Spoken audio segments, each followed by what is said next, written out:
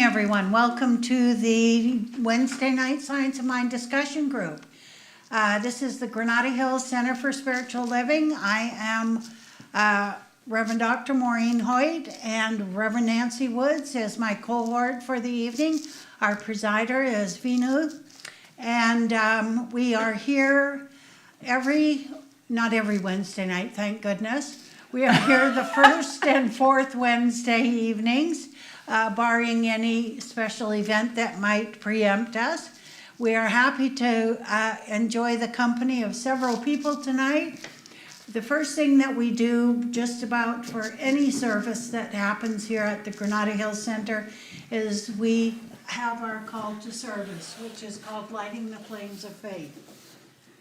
We perform this ceremony to promote the universal consciousness of life, which acknowledges that all peoples, all faiths, all sentient beings come from that one great universal presence, which we call spirit. Fundamental to this truth is the unifying nature of all religious thought and experience, which we honor here tonight.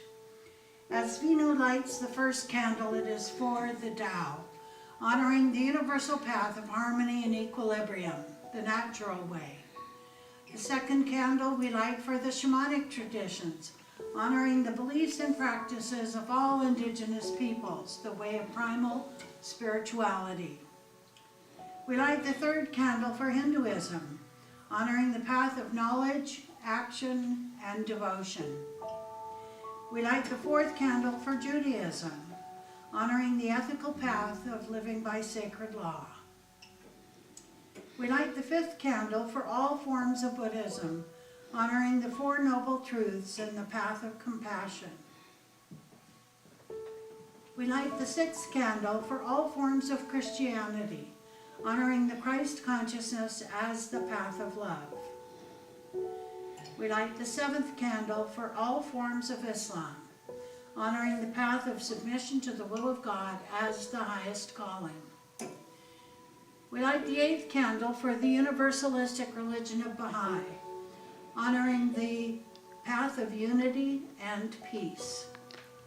We light the ninth candle for all forms of new thought, honoring the metaphysical path of mental healing through the practice of universal spiritual principles.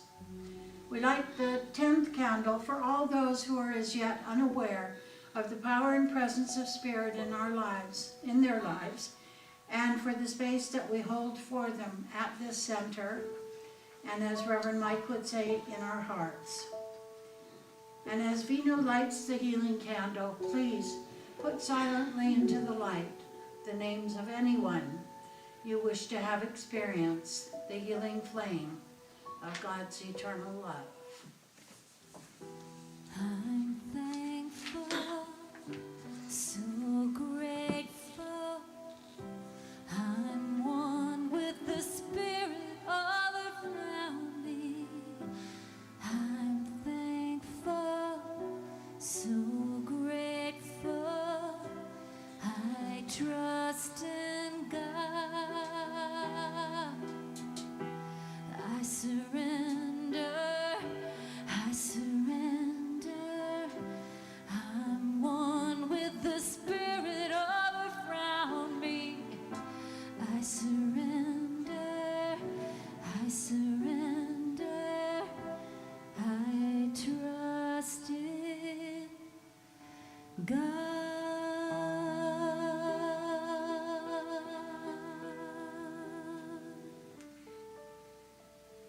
As we gather here tonight, in the universal consciousness of oneness,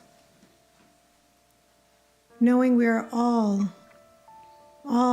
connected, heart to heart, mind to mind, that we are perfect individualized expression of the divine, one with all that is, one that is love, wisdom, clarity, expansion. I declare that tonight's discussion unfolds in divine perfection, that we are gathered here to hear the right and perfect message, to share the right and perfect thoughts, that we each leave here uplifted, our hearts and minds expanded, that through this conversation, we are more open-hearted and we have greater understanding of that thing which is the science of mind. I'm so grateful for tonight's gathering, for all that will unfold,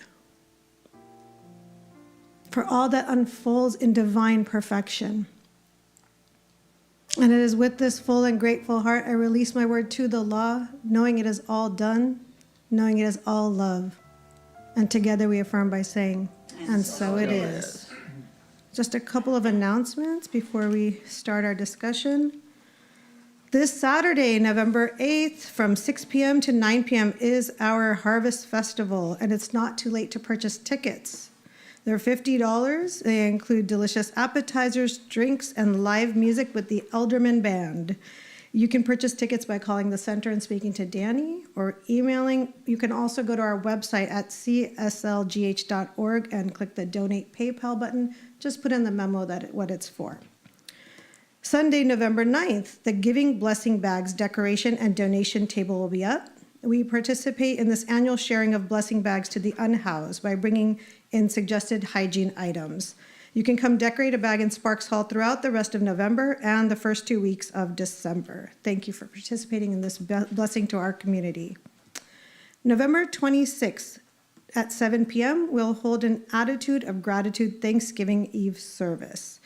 This evening will be led by Reverend Dr. Mike and staff ministers and practitioners. Come share your good. Now we'll hand it off to the Revs. Thanks. Would you push the table back? The leg is just not even an inch from the edge. It's really close to the edge of the stair. There it is, yeah. All right, thank you for noticing. Yeah, yours too, Maureen. Come crashing down. This is a short piece that we have for tonight because we always have such an active discussion about what's going on. And this piece is called Mind, the Only Creative Energy. And before we go into the reading of it, I just want you to understand there are not two minds, there are two facets of mind, but there is the individual mind and the universal mind. And I'm not exactly sure what Ernest Holmes meant by just mind by itself. So we'll find out as we read through it. So starting with Mary Jane. Or not, if you don't want to. Yes, please. And the microphone. Thank you.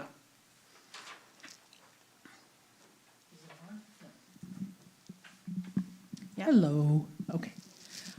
This is from Living the Science of Mind, page 321. Mind, the only creative energy. No matter how seemingly impossible any situation may be or how difficult any problem may appear, the practitioner should never become discouraged. He or she must continue to do the work, knowing full well that the practitioner is dealing with the invisible essence, the invisible substance, the great reality back of everything. It would be impossible for a person to do this unless they were firmly convinced that mind is the only creative agency in the universe and they have direct and conscious access to its creativity. Moreover, they must be conscious that right thought and true statements are the enforcement of this law of mind. Man's thought is the activity of mind, for mind without thought or directed consciousness will have no real existence. There can be no existence apart from consciousness, or if there be any existence apart from consciousness, then there is no one, no thing, and no intelligence to be aware of such existence. It is evident that without self-awareness, there is not only no realization of life, but no life to be realized. Hence, we affirm that mind in action is law. The practitioner who understands this will not become discouraged. They will know that if they persist in declaring the truth, the pathway to reality will be cleared, obstructions will be removed, wrong forms will be dissolved. It follows that they will be both courageous and happy in his work. They will be happy because he is sure doubts no longer assail him, fear does not possess him, negation no longer obsesses his thought. He continues to make his declaration with calm confidence and with divine assurance. Oh. Amir, come into the front of the circle. Come around and scoot through. I will, just a second. Okay. Thank you. I thought you were falling for us. Oh, that's good. It's nice to see you, by the way. Nice to see you too, nice to be here. Thank you. By the way, you do have a new baby, right? Right, Oh my gosh, my first grandchild, your very first. Oh, girl. she'll be 2 months Saturday. Oh gosh, has it been that long since she was Yeah, here? I know. It guess seems like it's is. going fast, huh? She was walking back and forth that night because it was probably, the baby was probably ready to be born. What is she named? Cooper, Cooper. my name. Oh, isn't that beautiful? Thank you. All right, so, this one is, this is a good one. I'll give Reverend Nancy the opportunity to start the discussion off. How's No. that? You start. Oh, me start, okay, all right. I like, the first line is so telling. No matter how seemingly impossible any situation may be, or how difficult any problem may appear, I'm going to just say, we should never become discouraged. You know, that's a hard lesson for us to learn, I think, when we first come to the science of mind, is that, you know, we've spent so many years being discouraged. When I was growing up, my dad used to say if I would complain about an assignment I had at school, or I would complain about having to walk, and this is no joke. I had band practice at 7 o'clock in the morning when I was in high school, and I was very often the first time walking through 3 feet of snow, carrying my baritone horn, and complaining bitterly the whole way, you know, bitterly. But coming back home was kind of good. I would sometimes sit on my horn case and slide down the path coming down the hill. I had to go up the hill on my way. But my dad would always say, he would admonish me, he would say, tut tut. Anybody ever hear tut tut when you were growing up? Tut tut. It's the thinking that makes it so. And I thought, well, maybe in your mind it is, but I'm not happy right now. You know, it's like, it was almost like he was trying to dismiss my aggravation, which he was. Come to find out, when I was probably 17 or 18 years old reading Shakespeare, he took it directly out of Shakespeare. As Shakespeare said, it's the thinking that makes it so. But so did Ernest Holmes, so did Mary Baker Eddy, so did Ralph Waldo Emerson, so did Phineas Troy. Quimby, so did Judge Thomas Trord. And, you know, I had the indoctrination early on that it really is the thinking that makes it so. We're the ones who, our belief system about a situation or a circumstance is what gets us into trouble. What we think about it gets us into trouble. Because very often, if there's something happening in our lives, it's an opportunity for growth and for self-examination. So, what do you think about that? Okay, Jen, you got the microphone.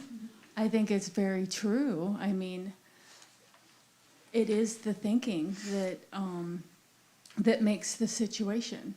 You know, if you think it's gonna, be bad or gonna be aggravating, then you're bringing that into your experience. That's the creative energy. Yeah. In the negative. The creative energy in the positive is to try and see it differently, maybe. Yeah, and if you go into it thinking that, oh, it's going to be fine, it's going to work out, and it usually does. It's the thinking.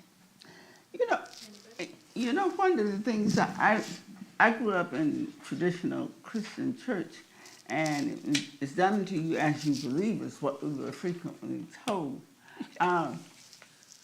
And I often thought about that. I mean, they were saying it and telling us that. But when I thought about it, I said, well, didn't we get that? And the thing that I remember is most of us probably were like me. I didn't know what I believed. I didn't have a defined belief that I felt like was my own. So them saying that, it's done unto you as you believe, and which is basically what they're saying here. And I thought about why didn't people catch on to that way back then. There were a few people like Emerson that did, but most the people I was around, including myself, didn't seem, when you talk here in this group, you kind of find yourself saying things and realize that when you start verbalizing it, does it come kind of like, I didn't know I didn't have that clear. I thought I understood it. I thought I knew it. But when I start expressing it, It starts to make more sense. yeah, it makes more sense, or I begin to know what I didn't understand about. Yeah, that has a sense. So that's what I was thinking when I read this. It's the same thing I grew up with, and I grew up around it's a bunch of ministers in my family. It's done unto you as you believe, but I can't say that they knew what they believed. At least I didn't think I did. Did you? Do all of y'all remember? Did you hear that? I mean, the ones that grew up in Christianity? Well, I was not raised in any organized religion, but the phrase you're talking about, it reminds me of, I feel like a lot of people, including myself, were taught, I'll believe it when I see it, which is the opposite, right? I'll believe it when I see it. And this is, you'll see it when you believe it. Yeah. Wayne Dyer wrote a book Right? about it. Yeah. And the other thought that came to me is, this first line, it's asking a lot, right? It's not a small ask. No matter how seemingly impossible or how difficult. The word that comes to mind is trust. Trust in knowing that back of everything, life has us. Life supports us. Everything is there for us. So using the word practitioner throughout this piece here, everybody here is a practitioner. Right. We are all the practitioners of our own experience. Now, some of us have gone through Signs of Mind 100, 200, 300, 300, 300, and then ministerial studies. That would be me. I took Signs of Mind 100 6 times before I graduated to Signs of Mind 200. I took other classes in and through that time frame, but it wasn't until I realized I want to be the practitioner he's talking about here. And I started all over from the beginning. I have a Signs of Mind textbook. I wish I'd brought it tonight so you could see it. It's bound with duct tape because I used it so much. And every time I took a Science of Mind 100 class, I used a different highlighter. So every page is it's all pink, green, orange, and blue. So there's like all those different colors of highlighter in it. And I thought to myself, what Nancy was talking about is I wasn't sure what I believed anymore because I was raised Catholic. And when I found out age 12 that this God that they were trying to control me with was a punishing, miserable God in the sky, a white-bearded guy in the sky. And when I found the Science of Mind, and Ernest Holmes says that God is hidden in the very place that most people fail to look, and that's within, I had to reorient my whole thinking. Use the microphone. How did you find the Science of Mind? How I found the Science of Mind. I had a Weight Watcher lecturer. When I first moved to first of all, I saw Neville Goddard in audience at the Masonic Temple on California Street in San Francisco in 1968. And I said, if there were a church that taught this, I would be there in a heartbeat. I cried through the whole thing. There were 2,000 people there. And it wasn't until 1973, I moved to Southern California. Bill and I got married. And I went to Weight Watchers at a Unity Church on Del Mar. And it's now the church where Greg Dorst is. Jackie Dorst's husband. He's the Unity minister there. Anyway, when I went to see him there a couple of months ago, I walked in and I had deja vu and I had goosebumps all over me. That was where I went to Weight Watchers. The Weight Watcher lecturer never talked about food, never talked about recipes, never talked about anything, but she talked about how if you change your thinking, you can change your life. And she kept talking blah, blah, blah, blah, blah, blah, blah. And I'd been going probably for 6 months. And one Saturday I stayed back. She was the most eloquent speaker. And I felt buoyed and uplifted every time I left there. So I stayed back to talk to her. And her name was Deanna Brady. And I asked her, where did she learn all of this? You know, I'd been a chronic Weight Watcher for my whole adult life. Never heard anybody talk like she did.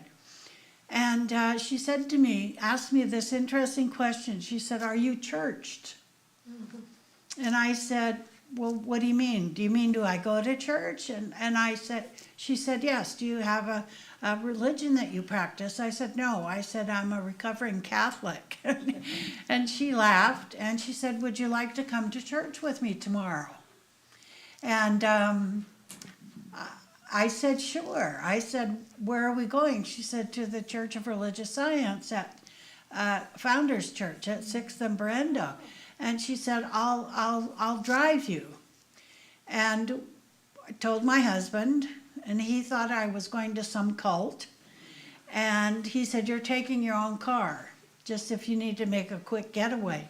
Well, I drove to South Pasadena to get in her car with her and this other couple, wonderful people.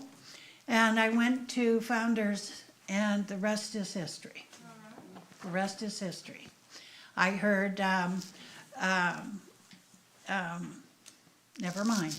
I think Mary could Jane has keep talking, yes. Mary Jane?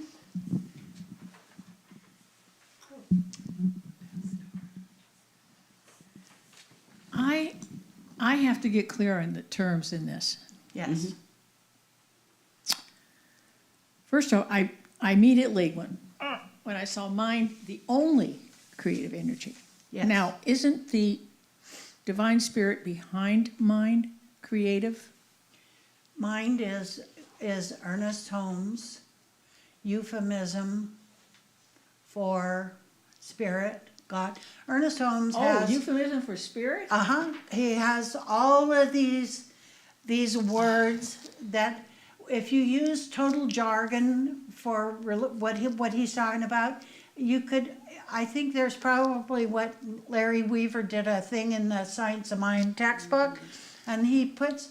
There's like about 110 different words he uses for spirit or God. There. Okay, so So it would be universal mind. It's not just the brain. He's not talking about okay, the well, brain. if this said universal mind, I wouldn't have any problem. No, I know. But when it he said feels mind, like- I'm thinking of It mind. would probably be in the one just before this, on page 320, because all of these are sequential, you know? But he spoke of things as one. It's Okay. not a universe mind in your mind. All right. Universe mind, the mind is the mind, whether we call it universal or all that. Okay, It's just but one mind. one of the problems is our separation from spirit. And isn't the mind pull me out? My mind, my egoistic mind, pull me away from divine spirit? No. No. Okay, so just 1 second. Okay. The creative process. Okay? There are two forms of the creative process. The creative process in the individual and the creative process in the universal, which is God, okay? But I have a creative process. I take my paintbrush to a blank canvas and I create Rachel Carson. Yeah. That's the creative energy that you're talking about in the individual. For the individual. Yes. In the universal, it is, when we want, what I'm sitting down, what am I gonna create on this canvas? Where does that creativity come from, do you think? Well, that must be universal. Yes. Mind, spirit, that Yes. works through Through me. you, yes, Okay. absolutely. All right, okay, he must continue to do his work, knowing full well that he is dealing with the invisible essence, the invisible substance, great reality back of everything. Okay.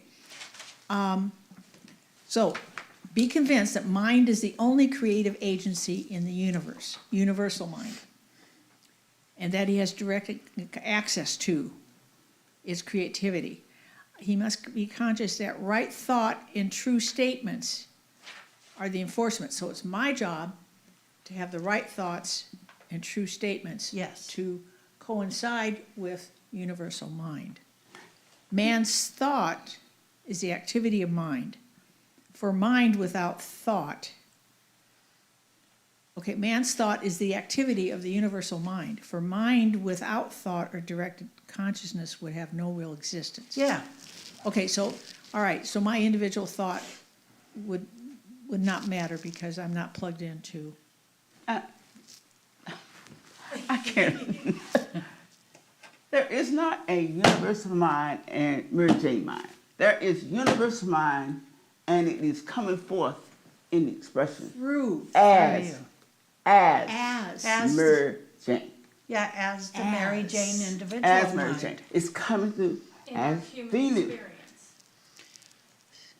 It is still the one universal mind. It comes through as Mary Jane. It comes through. This is why why we can see it's so powerful, because it comes through as so many different ways and so many different avenues, and we are one of the avenues through which it flows into manifestation. Well, say, I'm an English teacher, so when you said as, my universal mind as me, I got it. Okay. Yeah. You used it. As, okay, and then it is evident that without self-awareness, there is not only no realization of life, but life to be realized. Hence, we affirm that mind is action in law. Okay, so mind is working in law. So Universal mind. what is law? Well, that's the vehicle by which things become I demonstrated. release my word to the activity of the law. Yeah. Yes. So a lot of times when people do a spiritual mind treatment, they will say, I release my word into the law. But the reality is it's to the law because we are not ever out of the law. We are surrounded in and immersed in, and And its essence. and its then we essence just works declare through it us, them. yes, Okay. yeah. I'll- So next time we meet, everybody has to come back again on the 4th, because I am going to bring, Frederick Bales was a student of Ernest Holmes. And he wrote a Science of Mind workbook that has the individual mind and the universal mind back to back on 2 pages in this workbook.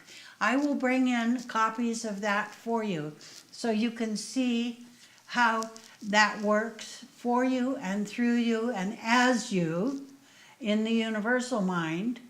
But you also have the capacity for the creative energy, but in the individual, however you express yourself.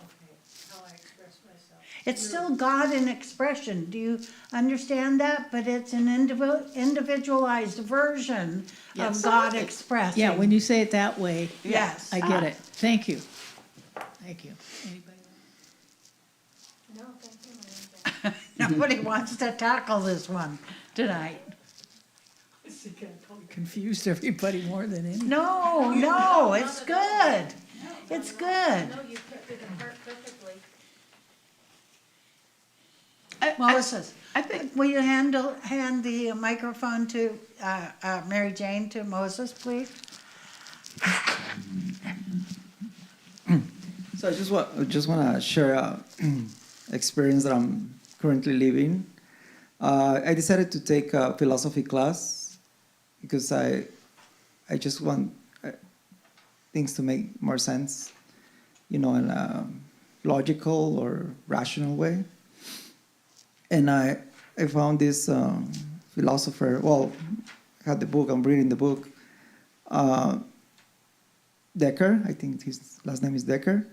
And I really like this phrase, I think, therefore I am. Descartes. Descartes, that one. Yes. yeah. So that reminded me of the universal mind, Yeah. because you connect to the mind, right? Yes. So, because basically the brain, the images they create while we dream and we're awake, the brain thinks is the same. So therefore, there's not enough proof of my existence. But thinking is a real proof of that I exist, because I'm existing because I think. So that realizing that it made a lot of the teachings here made more sense. Yeah. It's more philosophical, more. It makes sense for me. So there's a paper that Ernest Holmes wrote arguing that statement by René Descartes. And I could say it in French, but I won't. I think, therefore I am, right? And Ernest made the argument in this paper, I am, therefore I think. And he turned it around, because without that creative energy within us, the I am is the only name for God in the Bible. I am that I am, okay? And he wrote this whole paper on it, and I had it in my hands at one point, but I donated it to the Science Mind Archives. I wish I had photocopied every piece of paper that Charles Johnson had brought to me when my office was in the back here of the church. There's a paper in there that Ernest wrote a paper on numerology. He loved numerology. Now, neither of those papers have ever made it into print yet, but I'm just saying yet. Maybe someday they will, but he argued that premise. And you could argue philosophically for both sides of that story. Yes. Also, I find out that philosophers are similar to a spiritual person like you guys, because you're always looking for answers to seek truth, your own truth. But I guess the difference, well, it's not difference, it's kind of like the same thing, but thinking, you decide what to believe, what is your own truth, really thinking deeply, instead of just following, so I guess this class is really helping me in not only feel, but also take a rational understanding of things, and yeah, I have both the feeling and So the logical mind, That's a key. the logical mind or the ego is always looking for an explanation. The spiritual part of us just sees it as the way it's supposed to be. It's a very difficult transition to make sometimes, when the evidence to the contrary, like it says in that first paragraph, is like it's right in front of you, right in front. I think that the feeling component that you just named is a part of this process.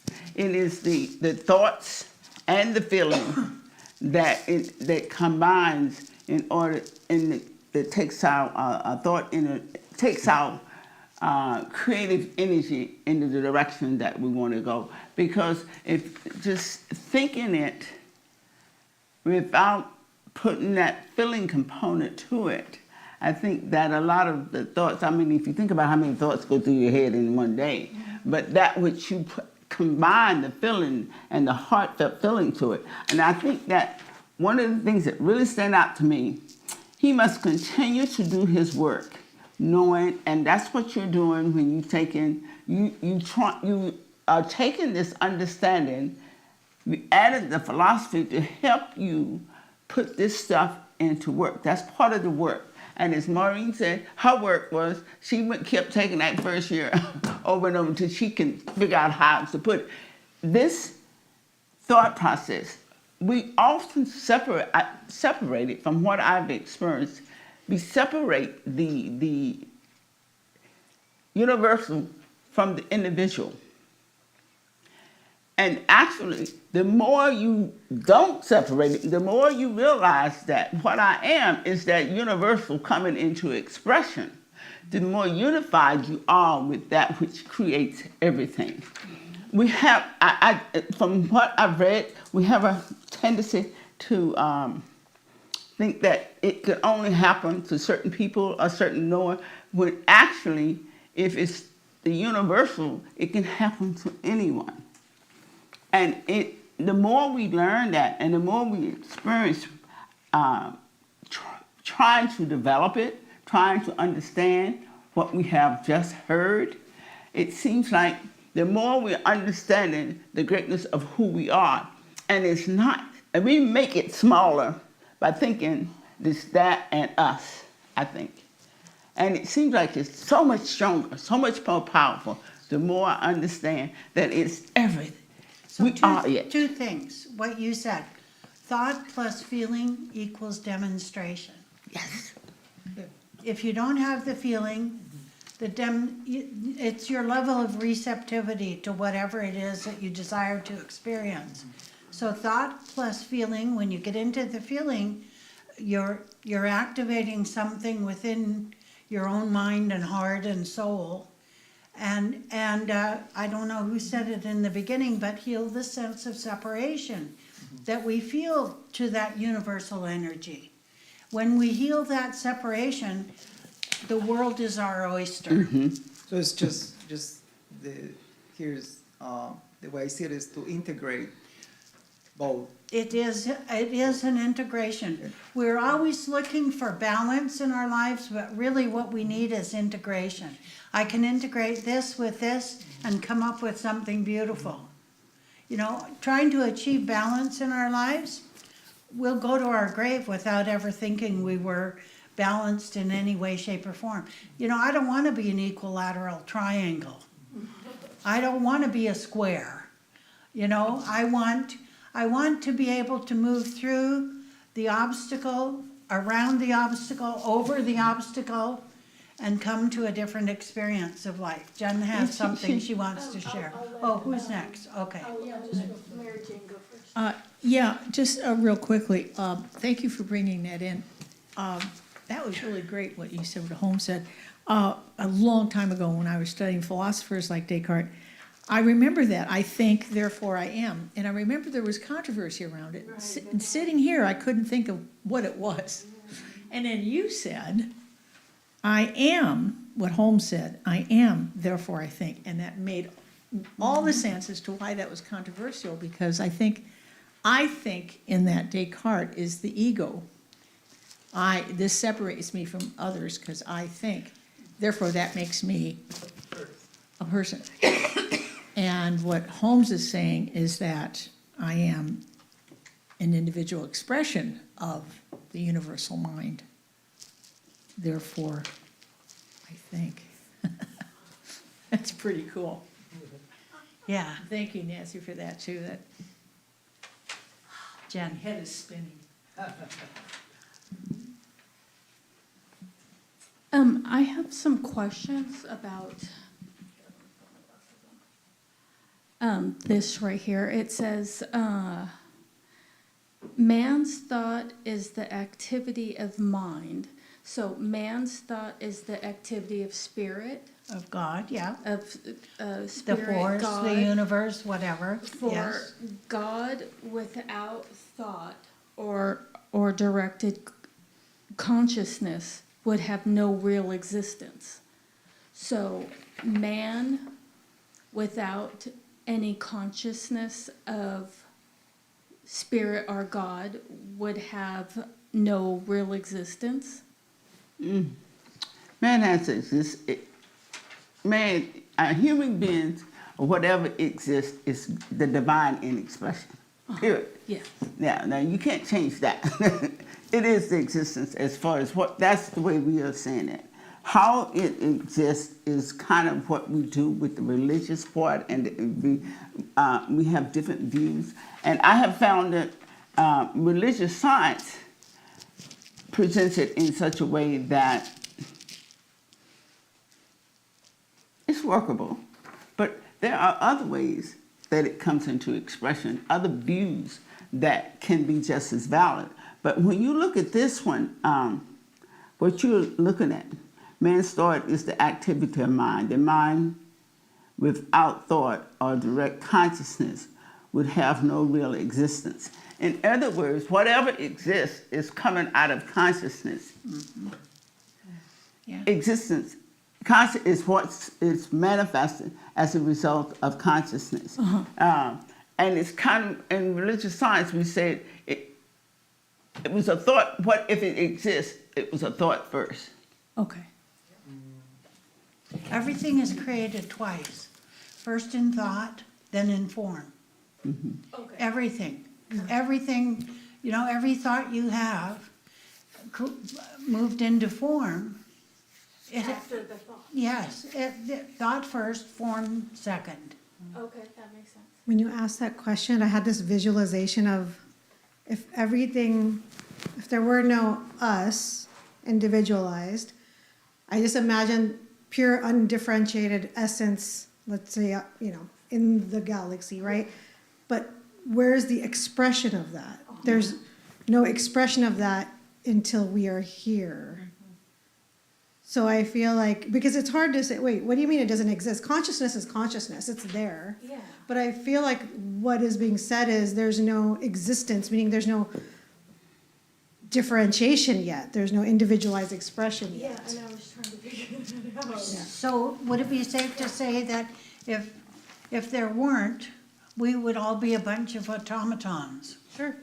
We Golden wouldn't have the sparkly- ability to feel, we would just go about the business of doing. I was thinking that one of my first teachers, Dr. Grayson, describes it. He said, when the thought, if you think the thought, and the creative medium of the universe feels that mold at you, and that it becomes a reality. Now, if you look at quantum physics, they're trying to tell you almost the exact same thing. As a matter of fact, there's a workshop, I was thinking about taking it, that some physicists are having now about how that happens, that creative medium, how we think the thought, and then that the substance of the universe fills that medium, that thought process. Or if you look at how they're studying the thought process in the brain, when they talk about a thought is formed, and this is how we form this groove that goes across the brain, and that's what becomes the habit. But they talk about the protein that forms the thought process, and I'm kind of making it simple, but if you read about the thought process and the creative medium, and now that they are writing about, you can see where all this is happening, and it's not just in religious science, or it is in everything that you read about and study. Those guys back there, they didn't have all this stuff that we have to study. Technical stuff, yeah. Technical stuff. But the technical stuff is now catching up with the process that these guys were describing. The guys like Descartes, when they described that, I mean, where did they get this thought process? Think about that. Where did that come from? So if you ever have a chance to find it, PBS did a series on several parts of the physicality, but the mind, their series on the mind was just outstanding,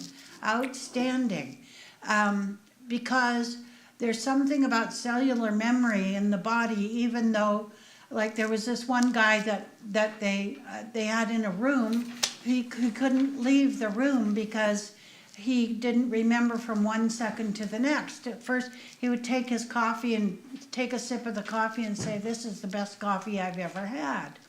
And so he was a concert pianist before he had this disease that took away that whatever that lobe was in his brain where he couldn't remember anything. But he would sit down at the piano and begin to play, like Rachmaninoff's Ninth Symphony, which is the most difficult piano piece there is, I think. And he would play and play and play and play and play, and he would be soaking wet. His whole body would be so soaking wet. He was wired up with electrodes while he was doing this. And he would get up from the piano and he would be shaking like this, because what he was not remembering was brain memory, but was from cellular memory. How he felt.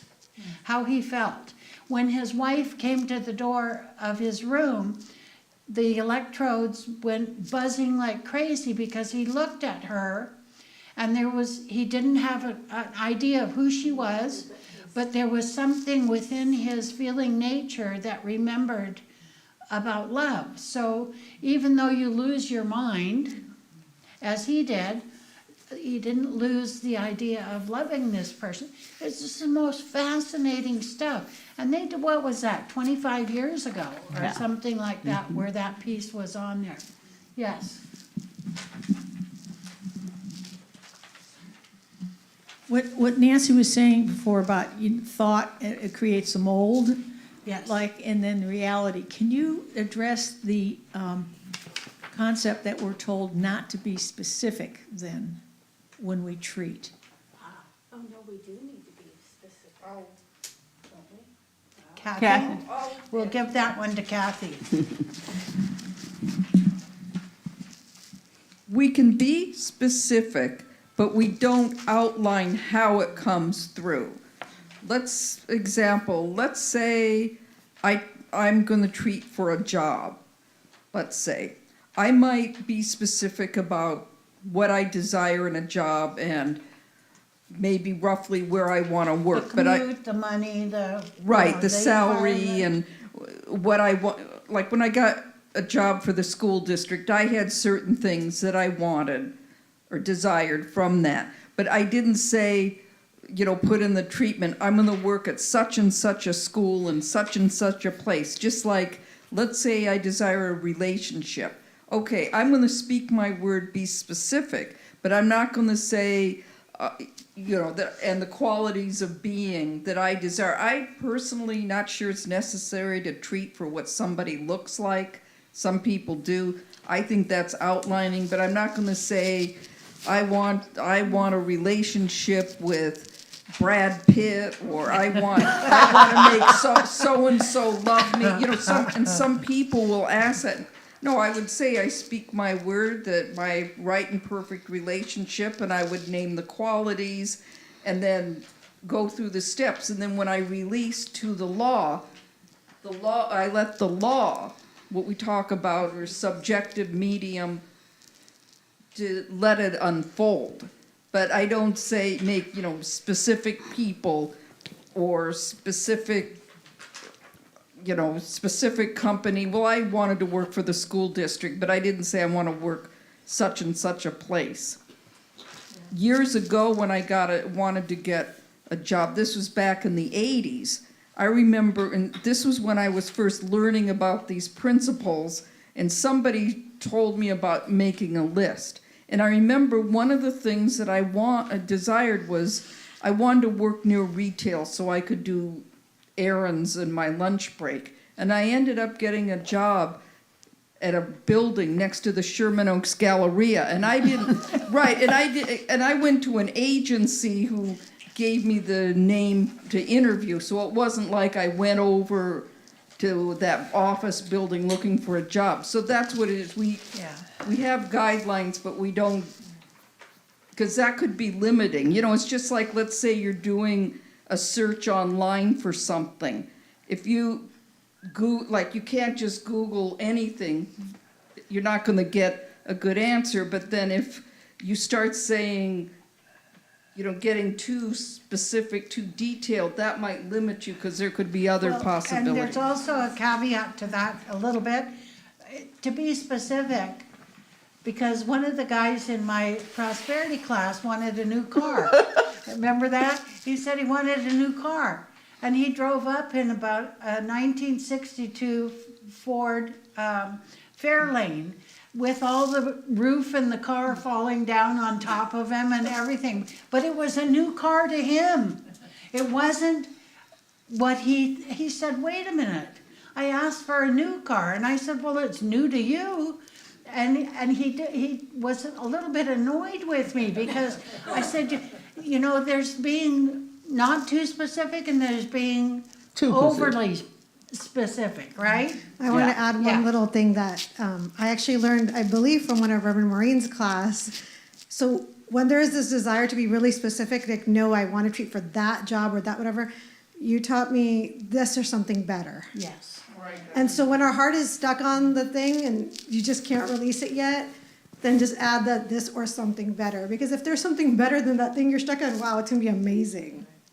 Yeah. It's surprising to find out how many people will ask for treatment and then be mad at the practitioner because they didn't get what they wanted. It's the level of receptivity of the one that's asking for the treatment is how much the demonstration takes place, or even when the demonstration takes place. So my stock and trade response is, if it wasn't fast enough, God's delays are not God's denials. At some point, that's a biblical statement, I know, and many people don't like that. But that's the way it is. Well, I never thought that we would take up all of this time on, and the first thing. How did that happen? It's almost, It's 8 o'clock already. it's almost 8 o'clock. Okay. And I really appreciate all of y'all participation. Boy. I try to pick short things so that we can get through it and have more time to go with. Well, and you know what? If you took Foundations or Signs of Mind 100, which is 4 units of 8 weeks each, at the end of 36 weeks, you'll all be smarter than anybody here taking class. I think in class you have the opportunity to ask in-depth questions, and you're going through it with other people maybe who could be on their sixth time like I was, and the lights finally came on, you know. It's an interesting thing how resistant we are to what we've been taught to believe, as to changing those beliefs that no longer serve us sometimes, you know. I remember Helen Street's, one of her favorite responses was, when I went to her for counseling for a little while.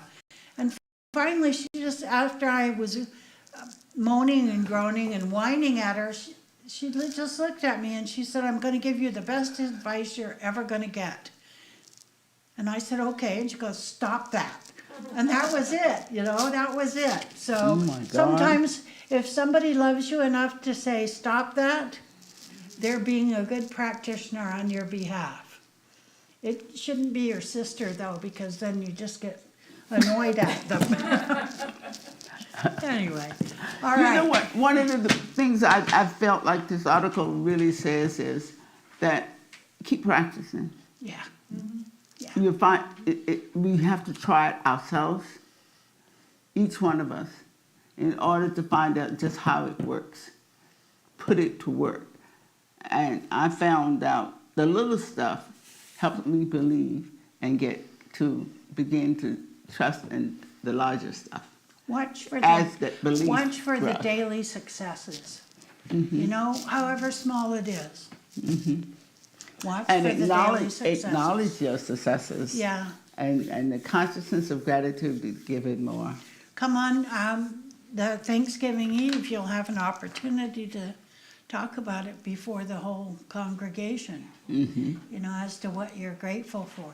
And you know what? Telling other people what you're grateful for, because it primes the pump for other people as well. That's at 7 o'clock? Yep. On the Yeah. 26th? Yeah. Oh, Yeah. yeah. When's the next discussion? The fourth. No, it that- ain't. that's Thanksgiving Eve. That's Thanksgiving. The next, and we won't have one the 4th because we're gonna have the Thanksgiving thing. What's it called again? It's the gratitude evening, Thanksgiving Eve. So it'll be in December. The The next one first will be the Sunday in first December. Wednesday in I will December. bring that, so I want you to be able to see how Bales addressed the creative energy in the individual and in the universal. So you can see that. He healed himself of diabetes, so, Bring it. Are you saying meet next week or not? Huh? Are you meeting next week here or not? yes, not Nancy and I, it will be the bowls, the Tibetan bowls next week. It is? No, I think or is it? Taze services Oh, next week. Taze Taze service. is next week. Yeah, The bowls is the third. yeah, okay. Third Wednesday. So, you know, let me pray us out and express our gratitude and thank y'all for coming and that you come again. I love hearing ideas and the concepts. Your color choices. No, we didn't call each other, but we do this very often. This I joke, frequently you know, happens to it's us. not a joke, we were separated before birth. It's amazing. I'll come in here on Sunday and we both will look at each other. You thought it the same color? Frequently it happens to us. Yeah. So, with a consciousness of gratitude and appreciation that each and every person here has gifted us with their energy, their awareness, and their understanding. And as we give forth to this idea, it is with our consciousness of appreciation, knowing that that which created all things is coming forth into expression in us, through us, and as us. And as we know this, we take with us the joy and understanding to know that we can create the desires of our heart, and that we willingly step into the activity of practicing being an avenue through which the spiritual presence consciously comes into expression through us as we decide how we want to be and who we want to be and how we will step into it. And with these thoughts in mind and this consciousness and awareness of who and what we desire to express and manifest, we say thank you and we join together, let the law manifest this in us, through us, and as us, as we say. And so it is. Thank you all for being here tonight. Hi, Mary Lou and Willie. Wave at them on the live stream. We know they're there. Bless you all for being here tonight, coming out. Yeah, thank you. That was good. Yes.